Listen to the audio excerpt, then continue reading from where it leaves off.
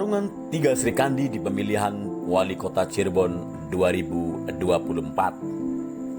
Pilkada atau pemilihan Wali Kota Cirebon masih lama, baru akan digelar tahun 2024 mendatang. Tetapi penting bagi masyarakat dan mereka yang memiliki hasrat maju di pilkada untuk bersiap diri. Masyarakat menyiapkan diri untuk mengikuti rekam jejak, kiprah, gagasan membangun daerah, dan berbagai hal lainnya yang dibutuhkan sebagai pemimpin daerah yang ideal. Sementara para tokoh yang berminat maju bisa menyiapkan diri untuk menunjukkan kiprah di tengah masyarakat, menunjukkan moral keteladanan atau attitude, menunjukkan gagasan memajukan daerah, dan menunjukkan hal-hal positif lainnya kepada masyarakat. Perspektif Khalil mencoba memprediksi bagaimana konstelasi politik pada Pilkada Kota Cirebon mendatang, terutama siapa saja yang berpeluang maju di Pilwal Kota Cirebon tahun 2024 nanti. Yang menarik adalah peluang besar bertarungnya tiga Serikandi atau tiga politisi Wonder Woman Kota Cirebon. Mereka adalah Ety Herawati, Afiati, dan Fitria Pamungkaswati. Peluang ketiganya menjadi calon wali kota sangatlah besar karena punya modal besar untuk maju, baik kendaraan politik, logistik, maupun simpatik. Ketiganya punya posisi strategis di partai, kesiapan budget politik, dan punya jabatan publik yang memudahkannya untuk bersentuhan langsung dengan masyarakat. Pertama, Ety Herawati. Dia adalah Ketua DPRD Partai Nasdem Kota Cirebon. Pada pemilu 2019 lalu, partainya mendapatkan 4 kursi DPRD Kota Cirebon. Tak cukup untuk maju di pilkada. Karena itu, butuh 3 kursi lagi agar memenuhi syarat pencalonan 20%. Nasdem harus berkoalisi dengan partai lainnya untuk menggenapkan syarat dukungan. Selain modal politik, Ety juga punya modal sosial. Saat ini ia adalah wakil wali kota Cirebon yang dengan jabatannya bisa membangun komunikasi, interaksi, dan sosialisasi dengan masyarakat. Posisinya sebagai satu-satunya incumbent juga menguntungkan karena Nasruddin Aziz sebagai wali kota Cirebon sudah 2 periode memimpin daerah. Untuk model logistik atau dana politik pilkada, Ety Herawati tidak perlu pusing sebab ia dan suaminya adalah pengusaha sukses.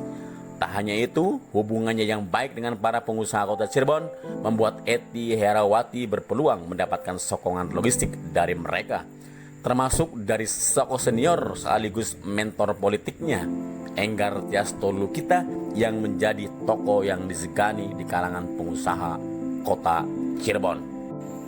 Kedua, Afiati, politisi Partai Gerindra Kota Cirebon yang saat ini menempati jabatan tertinggi di DPRD Kota Cirebon. Posisinya sebagai Ketua DPRD memberikan jalan yang lebar bagi Afiati untuk maju sebagai calon wali kota Cirebon. Pemilu 2019 lalu, Gerindra menjadi pemenang di Kota Cirebon dengan 6 kursi. Itu artinya Gerindra hanya butuh 1 kursi lagi untuk mengusung paket calon wali kota dan wakil wali kota. Bisa menggandeng Hanura yang punya 1 kursi atau PKB dengan 2 kursi, atau menggandeng karib koalisi yang selama ini banyak melakukan kerjasama, yaitu PKS yang punya 3 kursi. Sebagai Ketua DPRD, Afiati juga punya banyak kesempatan untuk berkomunikasi dan bersilaturahmi dengan masyarakat. Kesempatan ini bisa digunakan untuk menunjukkan gagasannya dalam membangun daerah. Soal ongkos pilkada, Afiati juga tak perlu repot-repot.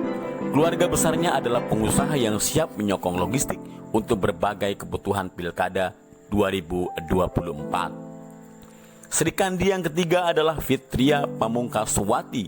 Saat ini Fitria adalah Ketua DPC PDI Perjuangan Kota Cirebon. Posisinya sebagai ketua partai bisa memudahkannya untuk mendapatkan tiket rekomendasi dari DPP PDI Perjuangan. Partainya mengantongi 6 kursi parlemen, kurang 1 kursi lagi sebagai syarat maju di pilkada.